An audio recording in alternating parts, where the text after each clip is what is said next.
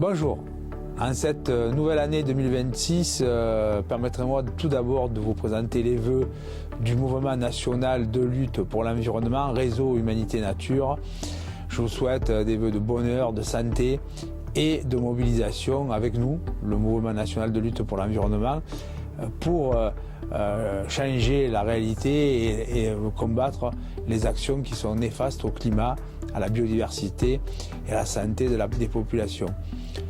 On a aujourd'hui une situation dès janvier 2026 très préoccupante, avec un pays, les USA, un président Donald Trump qui menace la planète dans différents domaines, dans différents pays.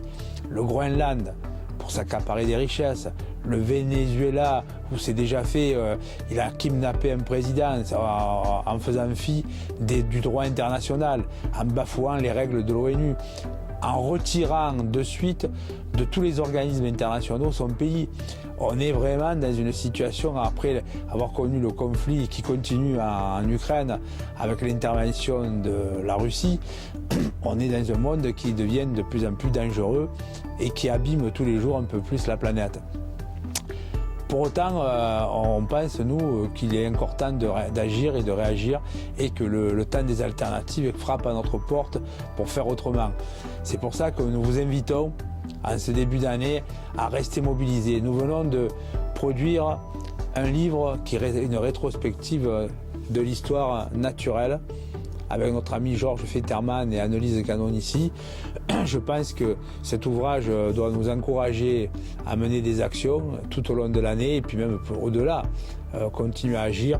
Mais aussi, nous organisons toute une série de débats sur de quelle écologie a-t-on besoin avec notre collègue Jean-Claude Boal qui va commencer à tourner en France et donc nous aurons dans le sud, par exemple, le 19 et 20 janvier, 2 initiatives.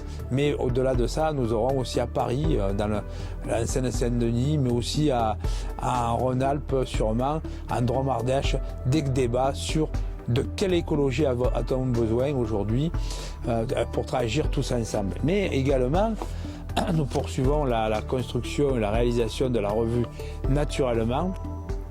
Dans ceci, le dernier numéro. On prépare le prochain qui sortira début février et nous interpellerons toute une série de gens qui souhaitent préserver la planète et l'humanité.